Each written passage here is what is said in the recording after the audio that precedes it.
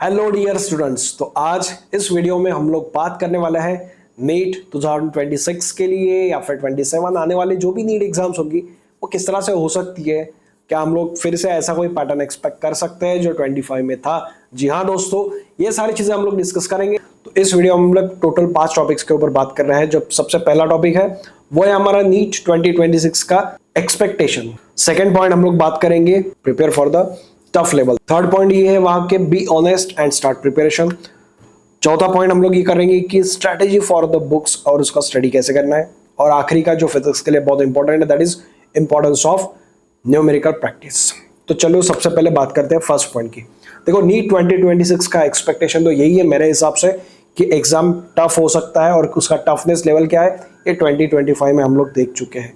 अभी हम लोग एक जो अप टू द 24 जो पेपर्स आ रहे थे उसके बेसिस पे ही अगर प्रिपरेशन करेंगे और 25 को निगलेक्ट किया तो फिर से हमारे लिए मतलब जो भी बच्चे होंगे नीट एस्पायरेंट्स होंगे उनके लिए फिर से एक हडल क्रिएट हो सकता है। देखो एग्जाम जो 2025 का था वो आउट ऑफ द सिलेबस नहीं था, बट प्रॉब्लम ये था कि जितना वो लेंथी पेपर था, जिस तरह से क्वेश्चंस पूछे गए थे, इतने सारे लंबे क्वेश्चंस थे कि उसको अटेम्प्ट करना उतने शॉर्ट टाइम में कहीं ना कहीं चैलेंज हो गया था। और वो चैलेंज क्यों बन गया? क्योंकि उस लेवल पे वैसे क्वेश्चंस आएंगे हम लोगों ने एक्सपेक्ट नहीं किया था और उसकी वजह से कहीं ना कहीं वो पेपर हमें टफ मिल गया इस बार। बट 26 के लिए यस वी एक्सपेक्ट कि भाई एनटीए ऐसा ही कुछ पेपर और हमारे लिए सेट करके लेके आ सकता है। सो दैट इज ट्रू कि भाई ऐसा होगा। सो बच्चों, पहला ही क्वेश्चन आपका कि नीट 2026 का expectation, yes it can be repetitive like 2025। Okay, तो फिर उसके लिए सॉल्यूशन क्या है? तो हमें जो यहाँ पर सेकंड पॉइंट दिया है कि prepare for the tough level. Yes, आपको जो टफ लेवल पेपर्स है वहां तक पहुंचना है, बट एक दिन में या फिर हफ्ते भर में महीने भर में नहीं पहुंचोगे। अब जैसे अभी एंड ऑफ द मई है 2025, आपका नीट एग्जाम होगा अगले साल मई के फर्स्ट वीक में, तो अराउंड 1 ईयर है। तो उसमें आपको क्या करना है कि आपको बहुत स्टार्ट से फंडामेंटल कंसेप्ट से स्टार्ट करना है। फंडामेंटल कंसेप्ट जितना पढ़ोगे, आपको बुक्स रीड करनी है, जितना रीड करोगे, जितना कंसेप्ट्स को पढ़ोगे, थ्योरी जितना पढ़ोगे उतना ज्यादा आपको क्वेश्चंस को समझने में आसानी होगी। अब जब क्वेश्चंस की आपको समझ में आएंगे तो आप जाहिर सी बात है उसको कंसेप्ट अप्लाई करके वो क्वेश्चन सॉल्व कर पाओगे। और ये बात बिल्कुल ऐसा ध्यान में मत रखना कि भाई थ्योरी पढ़ना ही नहीं है, सीधा एमसीक्यू पे जाना है, तो ऐसा बिल्कुल मत करो। आपको कितना भी थ्योरी पता है बट एक बार उसको जरूर रिवाइज करो। फ्रेश हो, नहीं समझ में आ रहा है, जीरो से वो थ्योरी स्टार्ट करो, बुक्स को पढ़ो। जितना ज्यादा रीडिंग रखोगे उतना ज्यादा नॉलेज रहेगा, जितना ज्यादा नॉलेज रहेगा उतना ज्यादा आपका कॉन्फिडेंस रहेगा क्वेश्चंस को सॉल्व करने में। तो आपको टफ लेवल के लिए प्रिपरेशन करनी है, बट स्टार्ट कहां से करना है?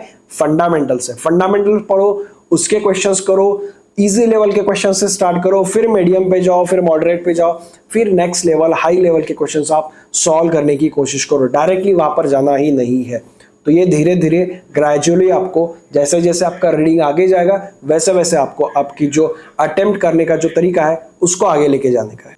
अब जैसे हम लोगों ने बोला कि टफ लेवल तक हमको पहुंचना है, तो उसके लिए हम लोग को फंडामेंटल से ही स्टार्ट करना होगा। फिजिक्स की बात करें पर्टिकुलरली तो आपको क्लास 11th के सभी लेसन अच्छे से प्रिपेयर करके चलने हैं, तब जाके आप 12th को जाके हाथ लगा सकते हो, अच्छे से कर सकते हो। देखो बहुत सारी चीज़ें ऐसी होती है कि हम लोग फंडामेंटल को ही छोड़ देते हैं और सीधा भागते हैं कंसेप्ट्स की तरफ। उसके क्वेश्चंस करोगे तो जाहिर सी बात है आपको अभी समझ में आएगा, थोड़ा बहुत होगा, but at the long term basis पे वो आप भूल जाओगे, सॉल्व नहीं कर पाओगे। और सबसे बड़ा मीथ जो होता है स्टूडेंट्स का कि भाई मुझे शॉर्टकट चाहिए, मुझे फास्ट सॉल्व करना है। देखो जब तक आप खुद कुछ पढ़ोगे नहीं, कुछ थ्योरी नॉलेज रखोगे नहीं, तो तब तक आपको क्वेश्चन समझ में ही नहीं आएगा।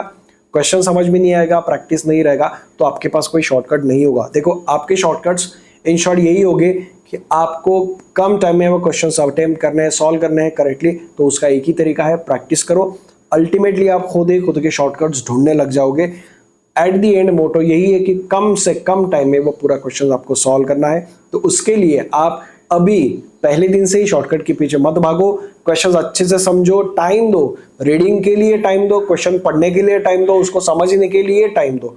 आजकल बच्चे टाइम देने से कतराते हैं, उनको लगता है कि मैं फास्ट होना चाहिए सब कुछ, तो ऐसे ही फास्ट नहीं होता है। आपको पहले पूरा पढ़ना पड़ेगा, टाइम देके सारी चीजें समझनी होगी, उसके बाद में जब आप क्वेश्चन धीरे धीरे प्रैक्टिस करोगे तो अल्टीमेटली आपका क्वेश्चन सॉल्व करने का तरीका फास्ट एक दिन जरूर होगा, कंसिस्टेंसी रखो। ओके, तो पहले दिन नो शॉर्टकट्स, गो स्लोली, गो ग्रेजुअली, फास्ट आपको सॉल्व करना नहीं है।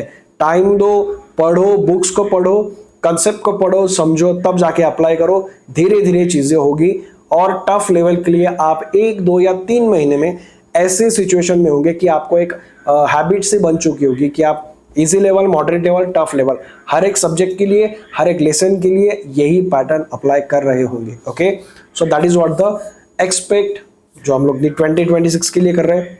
उसके बाद में आपको प्रिपेयर करना है टफ लेवल के लिए।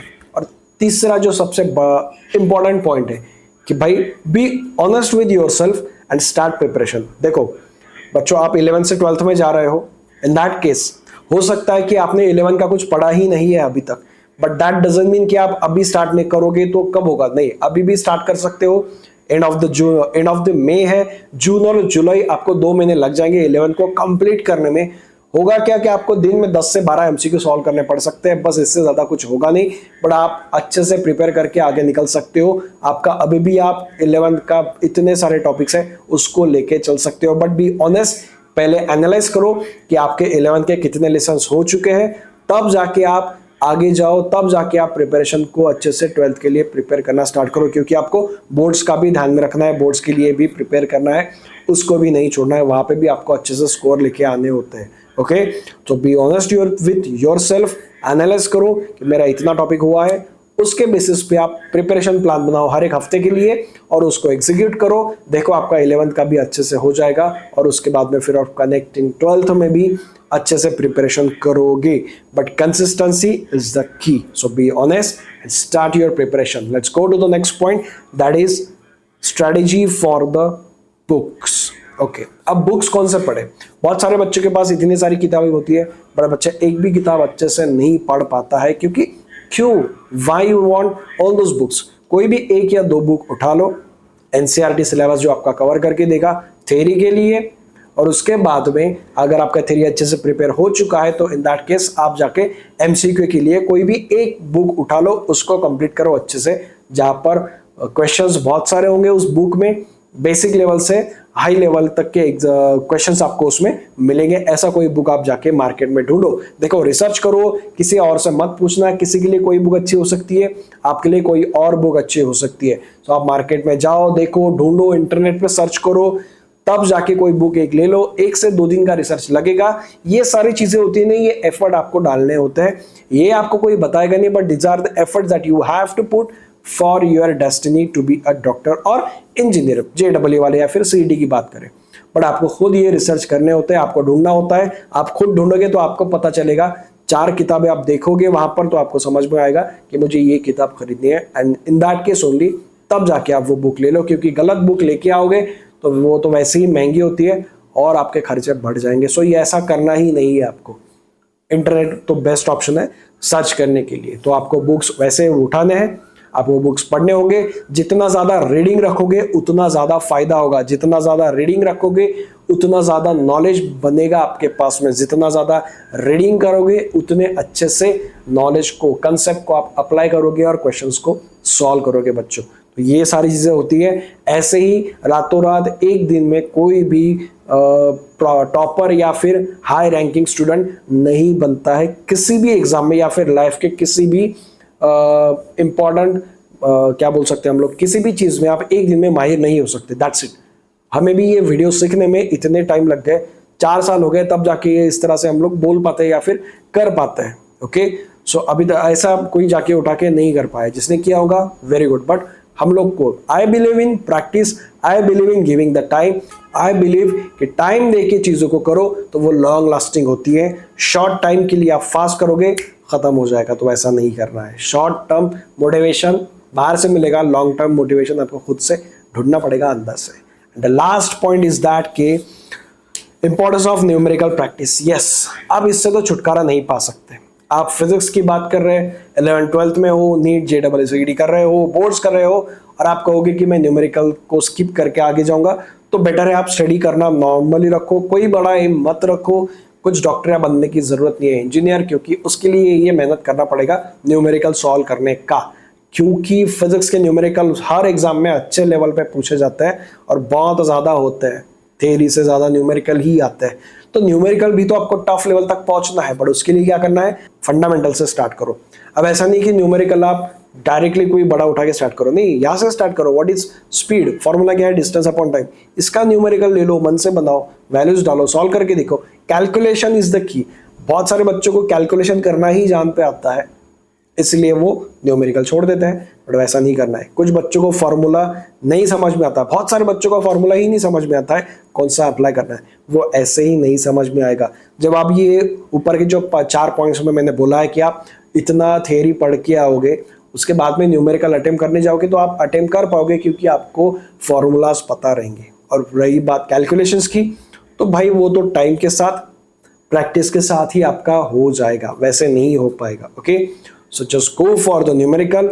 छोटे से फंडामेंटल से स्टार्ट करो, छोटे छोटे न्यूमेरिकल स्टार्ट करो, यूनिट्स देखो, छोटे छोटे कैलकुलेशंस करके देखो। कैलकुलेशन में किस तरह से आप फास्ट कर पाओगे ये आप खुद जान सकोगे। मैं या फिर कोई और जाके एक मेथड बताएगा, हो सकता है कि आपको उससे और ज्यादा शॉर्टकट मेथड पता हो, राइट। सो आपको खुद को प्रैक्टिस करना है ये सब चीजें। So that's it student. अगर आपने यहाँ तक देखा है तो आप 50% खुद के लिए काम तो ऑलरेडी कर चुके हो, सो कांग्रेचुलेशंस फॉर दैट।